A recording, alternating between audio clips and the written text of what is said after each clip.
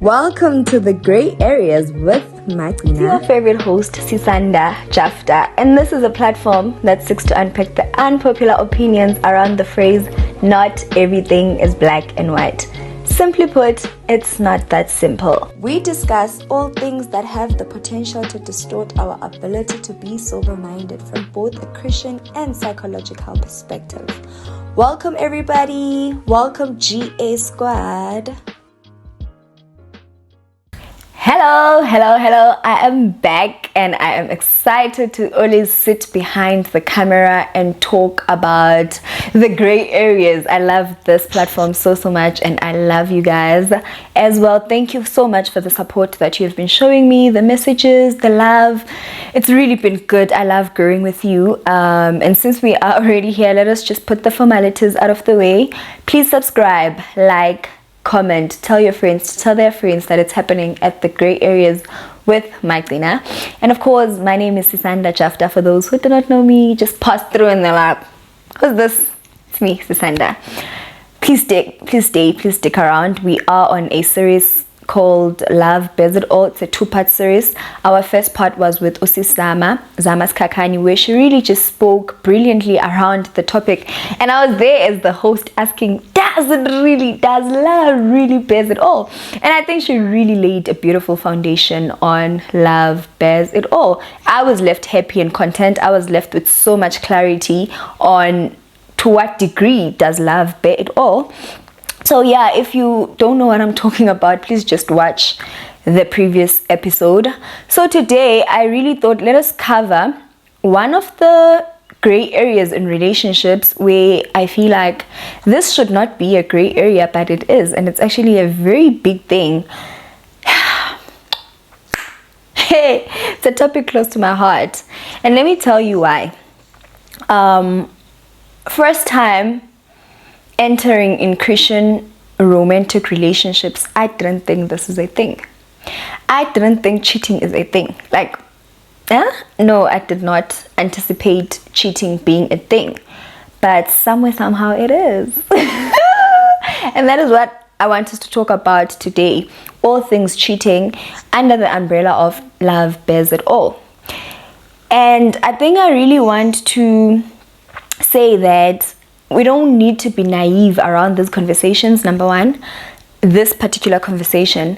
Number two, we don't need to be judgmental around it. This is one of those topics I really think, in as much as people should leave or should forgive whatever they want to do really, but there should not be mockery around those who leave or those who stay. Because people who leave are actually being mocked, which is weird, but we'll talk about that as we proceed on today's episode. So yeah, we are talking all things cheating, and yeah, such an interesting conversation. I've been dreading having this conversation, particularly because the assumption is that in the body of Christ this phenomenon doesn't exist, but it does. So let us just open it up, open the can of worms up. And I think I'll start it off by saying that to everyone really who's going through this or has experienced this, I really am sorry, man, because that is the most awful thing anyone can ever go through. It is not nice, it is not good, and it alters you. It really alters you. So I'm here to just say that I really do sympathize with you, and I am so sorry for your experience, and I pray that you heal. And if you've already healed, kudos to you.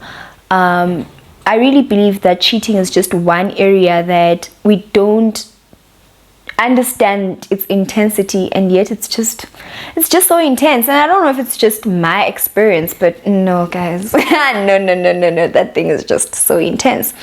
I remember my first ever relationship, and the relationship was going well. It was a long distance relationship, and I found out that nigga is cheating on me with someone I know who happens to be my friend.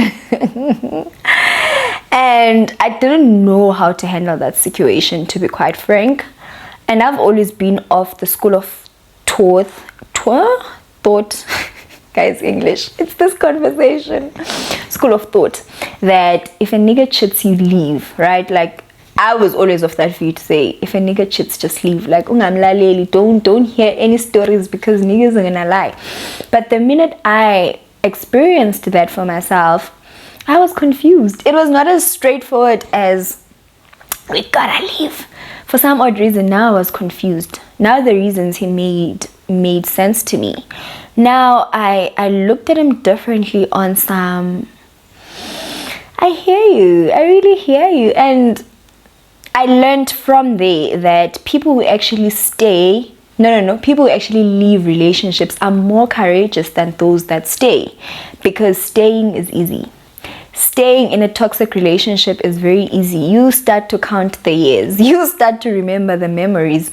You start to feel like it's just cheating. It's just a mistake, and they're remorseful and they're promising to fix it. Like, you just enter into this weird zone where it's like, we can work it out.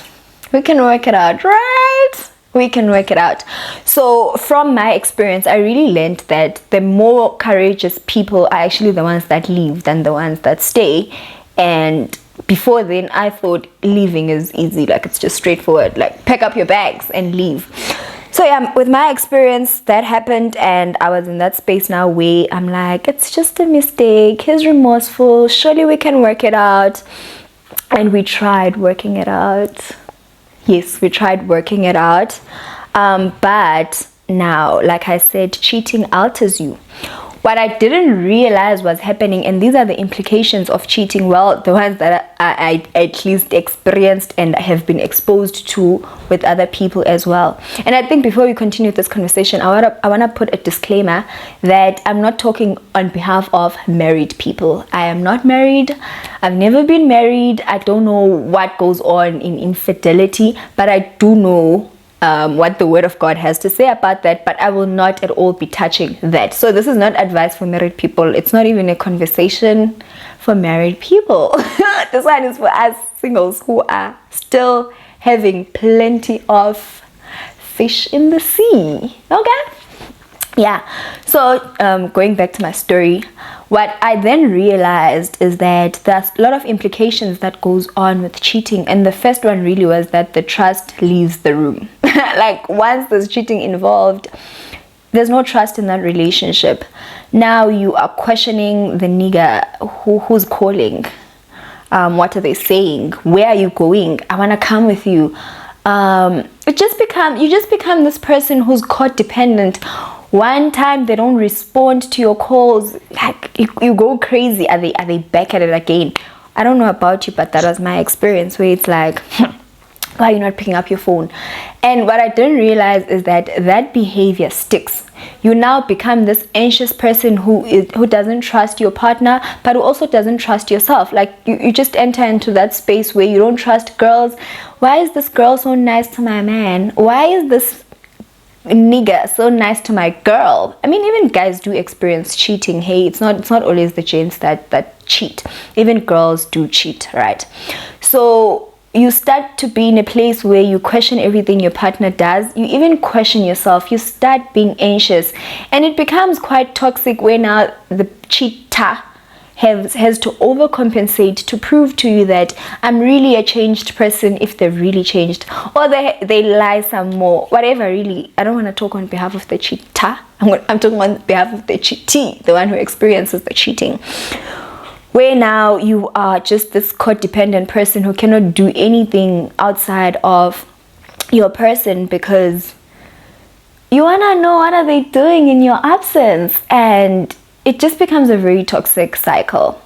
The second effect that I know is that you lose confidence in yourself.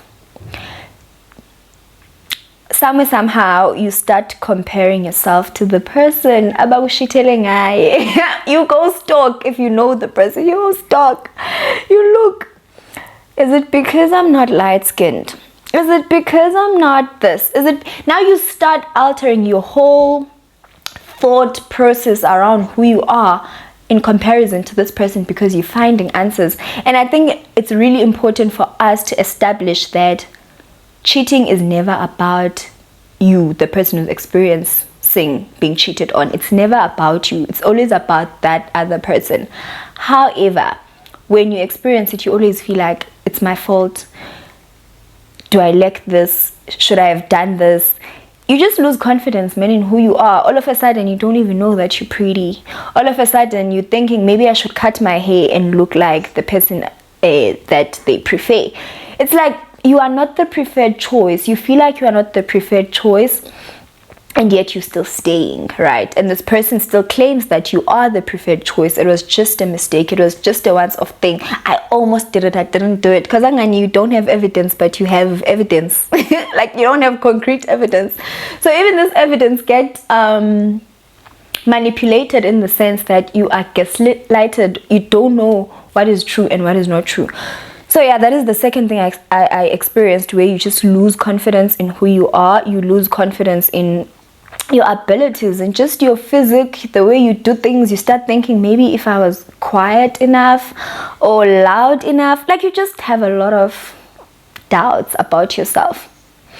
And what these two implications I've mentioned so far is that not only do they manifest in this romantic relationship, now you start being that person where you enter in spaces and you don't really trust people. You enter in spaces and you're not very confident about yourself. You start becoming insecure. Insecurities creep in about yourself. You start being uncomfortable about who you are, what you say, how you do it, simply because someone decided to cheat on you. Nasty business, right? Nasty business. And then the third thing that I know happens is the overcompensating, the tiptoeing, where now because you guys are working on this, he's remorseful or she's remorseful, you guys are fixing it. You just try so hard for some odd reason, where you really want this to work. You really, for example, if you've already told your friends that my guy did me ABCD or my girlie did me ABCD, and they told you that miyeke chomi, and you don't yeka him chomi, it becomes very problematic now, because you enter into that space because you've trusted your man. You want your friends to trust that, guys, please give him a chance, he's a good person. You overcompensate. You do way more than is necessary for you to do. I'm getting sad as I have this conversation, because cheating is such a serious thing, and it breaks my heart how a lot of people are so nonchalant about it. It's just like people are neither here nor there about it, and yet it has serious psychological implications. And then the fourth thing that happens is indifference. Now this is where maybe you've given your person multiple chances. I gave mine one and it didn't work. Like, I was like, no, I'm getting crazy every day here. I'm becoming a psycho. I better just leave in peace. So I think I've completed my story, right? I can talk. Yes. So yeah, you become very indifferent about it, where I've heard people say that all men cheat. Guys, no, we are too young to be thinking like that. We are too young to even believe that. No, not all men cheat. There's a huge number of people that are able to practice self-control, that have fear of the Lord, that are devoted into committing themselves to one partner. And I think it's important for us young people to believe that your person will not do you dirty like that. Your person will be guarded with self-control. Your person, man, is a man after God's heart, is a woman after God's heart. So it's important to believe that, and obviously pray for your partner. The minute you enter into a relationship, just make it a habit, man, to pray for your partner, for their self-control, for their fear of the Lord, for their commitment, and because people do have weaknesses. That much I can attest to, and hence there's a greater need for intentionality around where you find yourself, how you do things, and I think I digressed a bit, but yeah, that's the whole point, to say we are so young to be indifferent about cheating. We are so young to act like it does not affect us, and yet it does psychologically. Even the Bible says that in the context of marriage, should a person commit infidelity, you are allowed to leave. Like, there's grounds for divorce. It just shows how even God knows that the whole cheating scenario, it's not okay. Like, it's not as reconcilable as we make it seem. It's not as normal as we make it sound. So there are grounds to leave should you experience infidelity in marriage.